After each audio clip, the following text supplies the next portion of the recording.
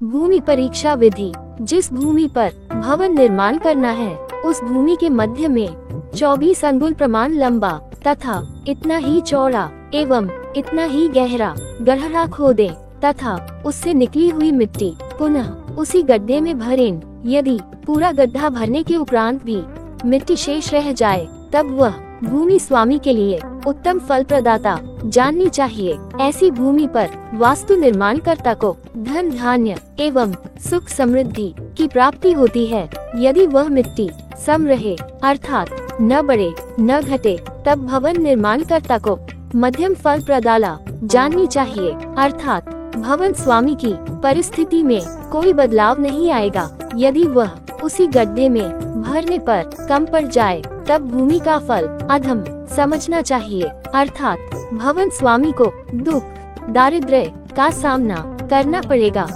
भूमि परीक्षा विधि।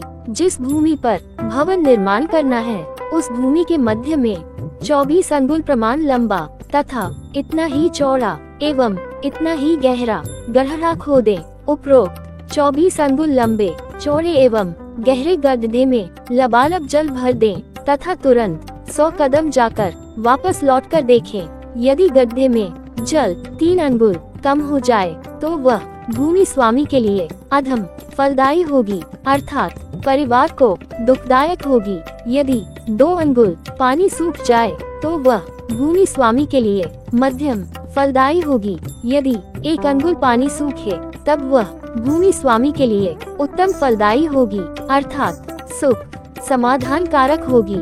वास्तु शास्त्र के अनुसार भूमि परीक्षण के लिए भूमि में 1 फुट नाप का गहरा गड्ढा खोदकर उसे जल से पूरा भर देवें।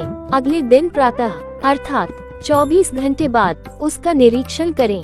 यदि उसमें कुछ पानी शेष रहे तो भूमि को उत्तम फलदाता समझें अर्थात गृह स्वामी को वहाँ उत्तम फल और धन धान्य की विपुलता से प्राप्ति होगी। यदि गड्ढे में जल शेष न रहे तो इसे मध्यम फलदाता समझे। यदि जल सूखकर उसमें दरार सी पड़ जाए तो यह अधम फलदाता भूमि है। यह परिवार के लिए अशुभ है तथा दुख दरिद्रता देने वाली है। अथक श्रम के उपरांत भी परिवार की आजीविका अत्यंत दुष्कर हो जाएगी। वास्तु शास्त्र के अनुसार भूमि परीक्षण के लिए 1 फीट लंबा चौड़ा और गहरा गड्ढा खोदे। उपरोक्त गड्ढे में संध्या समय कुछ फूल डालें तथा ऊपर से उसमें 1 घड़ा जल भर दें। यदि जल डालने पर फूल तैरने लगे तो भूमि उत्तम शुभ फलदायक सुख समृद्धिदायक समझना चाहिए। यदि जल डालने से फूल तैरे नहीं तथा पानी में ही डूबे रहे तब इसे अधम अशुभ फलदायक दुखदायी समझना चाहिए। ऐसी भूमि पर किसी भी प्रकार की वास्तु का निर्माण न करना ही श्रेयस्कर है। जिस भूमि पर वास्तु निर्माण करना हो उस भूमि को हल से जोतकर उसमें सभी प्रकार के अनाज बो देवें। यदि बोए हुए बीज में 3 रात्रि में अंकुर आ जाए तो वह भूमि श्रेष्ठ मानना चाहिए। इस भूमि पर वास्तु निर्माण करता सुख प्राप्त करेगा। यदि 5 दिन में अंकुर निकले तो इसे मध्यम फलदायी समझना चाहिए। यदि 7 दिन में अंकुर निकले तो ये भूमि भवन निर्माता के लिए अधम फलदायी तथा दुखदायी होगी। यदि उस भूमि पर चारों ओर बीज बोए तो जितनी भूमि पर बीज न उगे उस भूमि को संकोच रहित होकर छोड़ देना चाहिए। संध्या समय जब कुछ अंधेरा होने लगे तब थोड़ी जमीन के चारों ओर परकोटे की भांति चटाई बांध दें ताकि उसमें हवा का प्रवेश न हो सके। तदुपरांत उस जमीन पर ओम हूं फट इस अस्त्र मंत्र को लिखें। उस लिखे हुए मंत्र वाक्य पर मिट्टी का कच्चा घड़ा रखकर उस पर 1 कच्ची मिट्टी का दीपक रखें एवं उसे घी से पूरा भर देवें। उसमें 4 बाती बनाकर दीपक रख देवें।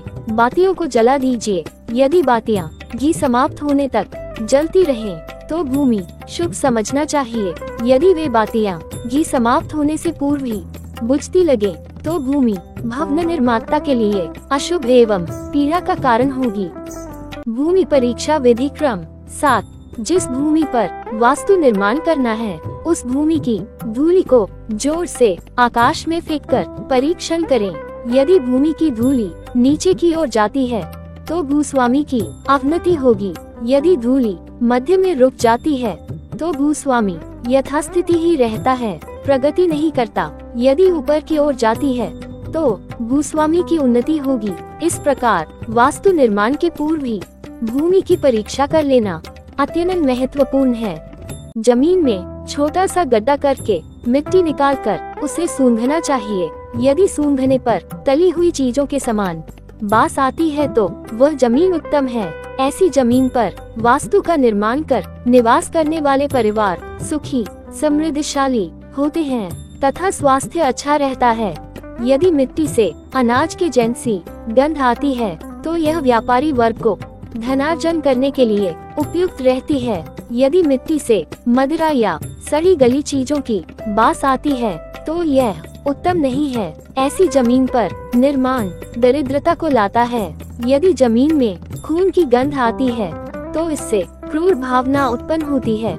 ऐसी भूमि पर निर्माण कर निवास करने वाले लोग उग्र स्वभाव को धारण करते हैं। जिस भूमि को देखने मात्र से मन को संतोष होता है उस भूमि पर गृह बनाने से गृहस्थ का जीवन सुसंस्कारित एवं सुखमय बीतता है। वास्तु शास्त्र में जमीन का और घर के अंदर और बाहर के रंग का महत्व बताया है।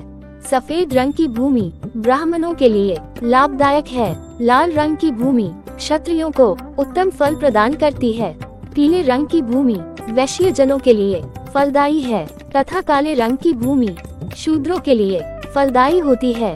सफेद वर्ण की भूमि पर वास्तु निर्माण करने से परिवार को ज्ञान विवेक बुद्धि की प्राप्ति होती है।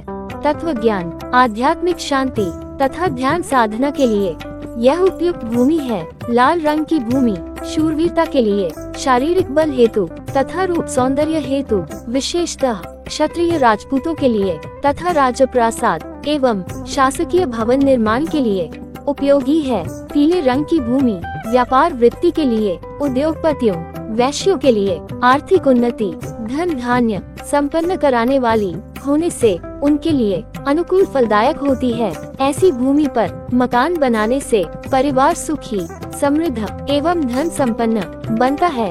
काले रंग की भूमि शुद्ध वृत्ति के लोगों के लिए उपयुक्त है, किंतु अन्य 3 वर्ण वाले यदि वहां वास्तु निर्माण करते हैं तो उन्हें परेशानियां आती हैं। व्यय अधिक होता है तथा दिन प्रतिदिन व्यय में वृद्धि होती है। वास्तु शास्त्र सिद्धांतों के अनुरूप हमें सर्वप्रथम उस भूमि का चयन करना आवश्यक है जहां पर निर्माण कार्य किया जाना है। सर्वप्रथम भूमि के लक्षणों का विचार कर ये निश्चित किया जाता है कि ये भूमि वास्तु निर्माण के लिए उपयुक्त है अथवा अनुपयुक्त। इस कार्य के लिए भूमि के रूप रंग गंध तथा धरातल के उतार चढ़ाव की दिशा का विचार करना आवश्यक होता है। तदुपरांत ही निर्माण कार्य किया जाना चाहिए। वास्तु शास्त्र के अनुसार वास्तु का निर्माण करने हेतु भूमि के लक्षण एवं जल प्रवाह दिशा की ओर दृष्टि डालना आवश्यक होता है। लक्षणों के अनुसार भूमि के निम्न प्रकार हैं, अर्थात पूर्व ईशान एवं उत्तर की ओर जल प्रवाह हो तो वह भूमि परिवार के लिए अत्यंत सुख शांति एवं समृद्धिदायक होती है। पश्चिम वायव्य और नैऋत्य दिशा की ओर जमीन का उतार होने पर वह भूमि परिवार के लिए निष्प्रयोजन व्ययकारी होने से अर्थ संकट को प्रदान करती है। दक्षिण और आग्नेय दिशा में उतार होने से अचानक धन नाश वंश नाश विनाश मृत्यु की प्राप्ति होती है। नैऋत्य एवं वायव्य में उतार होने पर परिवार के लिए अनेकों रोगों की उत्पत्ति होती है। भूमि के मध्य में गड्ढा होने पर सर्वनाश होता है। भूमि का चयन वास्तु शास्त्र के अनुसार वास्तु का निर्माण करने हेतु भूमि के लक्षण एवं जल प्रवाह दिशा की ओर दृष्टि डालना आवश्यक होता है। लक्षणों के अनुसार भूमि के निम्न प्रकार हैं।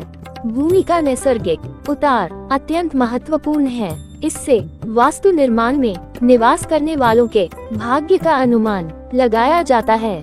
वास्तु शास्त्र के अनुसार उत्तर दिशा में उतार रहना उत्तम है। साथ ही पूर्व में नैसर्गिक उतार भाग्योदय का स्थान है। पूर्व की ओर उतार रहने से वास्तु को तथा उसमें निवासी परिवार को बलदायक होती है तथा सर्व अभ्युदय का कारण है। इसी कारण पूर्व दिशा शुभ मानी जाती है। उस पर प्रातःकालीन सूर्य किरणें सभी के लिए समृद्धिदायी होती है। इससे परिवार आर्थिक दृष्टि से सबल होता है। धन धान्य में वृद्धि होती है। परिजन स्वस्थ बल एवं तेज से पूर्ण होते हैं। उत्तर दिशा का स्वामी कुबेर माना जाता है। कुबेर की दृष्टि जमीन एवं मकान पर होती है। इस कारण उत्तर की ओर नैसर्गिक उतार उत्तम फलदायी है। इससे परिवार में धन बल बुद्धि की प्राप्ति होती है। उत्तर की ओर मुख करके शुभ क्रियाओं को करने की परंपरा भी पुरातन है।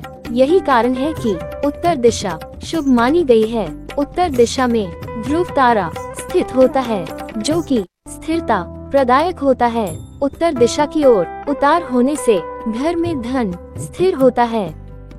वास्तु शास्त्र के अनुसार वास्तु का निर्माण करने हेतु भूमि के लक्षण एवं जल प्रवाह दिशा की ओर दृष्टि डालना आवश्यक होता है। लक्षणों के अनुसार भूमि के निम्न प्रकार हैं। नाग पृष्ठभूमि पूर्व और पश्चिम दिशा में लंबी, उत्तर दक्षिण दिशा में ऊंची तथा बीचों बीच जो भूमि नीची होती है उस भूमि को नाग पृष्ठभूमि कहते हैं। ऐसी भूमि पर वास्तु निर्माण करने से उद्वेग, मृत्यु भय, स्त्री पुत्रादि को मरण तुल्य कष्ट तथा शत्रु वृद्धि होती है। वास्तु शास्त्र के अनुसार वास्तु का निर्माण करने हेतु भूमि के लक्षण एवं जल प्रवाह दिशा की ओर दृष्टि डालना आवश्यक होता है। लक्षणों के अनुसार भूमि के निम्न प्रकार हैं। दैत्य पृष्ठभूमि पूर्व, आग्नेय तथा ईशान दिशा में ऊंची तथा पश्चिम दिशा में नीची होती है। वह भूमि दैत्य पृष्ठभूमि कही जाती है। ऐसी भूमि पर वास्तु निर्माण से धन, जल तथा परिवार की सुख शांति की हानि होती है।